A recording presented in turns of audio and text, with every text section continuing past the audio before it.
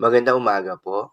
Narito na po ang magiging lagay ng panahon ngayong umaga ng Lunes, March 16, 2026. Pero bago yon, baka pwedeng palike and share naman ng video na ito.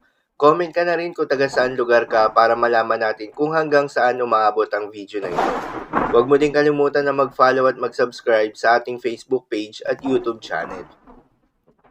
Sa kasalukuyan at ayon sa Pag-asa, Northeast Monsoon o hanging amihan ang nakakaapekto pa rin sa malaking bahagi ng Luzon at Visayas at sa ilang bahagi ng Mindanao.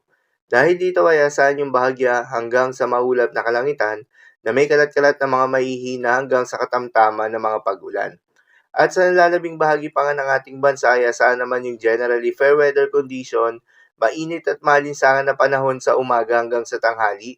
Subalit pagsapit ng hapon o gabi ay asahan naman yung mataas na tsansa ng mga pag-ulan o thunderstorms na dulot ng mga localized thunderstorms. Para naman sa magiging lagay ng panahon ngayong araw ng linggo, dahil nga sa epekto nitong northeast monsoon, asahan sa may Bicol Region, Aurora, Quezon, Northern Samar at Eastern Samar, ang maulap na kalangitan na may kasamang maihinang pag-ulan na Magandang balita naman dahil ayon sa Pag-asa ay wala tayong binabantayan na low pressure area o bagyo sa loob o malapit sa Philippine Area of Responsibility na maring makaapekto sa ating bansa.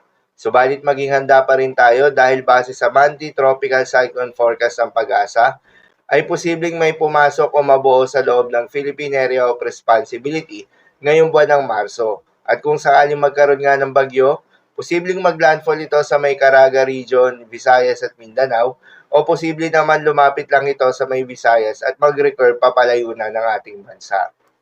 Para naman sa magiging lagay ng panahon ngayong araw ng Lunes, dahil nga sa epekto nitong Northeast Monsoon, asahan sa Bicol Region, Batanes, Cagayan, Isabela, Nueva Vizcaya, Apayao, Kalinga at Mountain Province ang maulap na kalangitan na may kasamang mahihinang pag-ulan.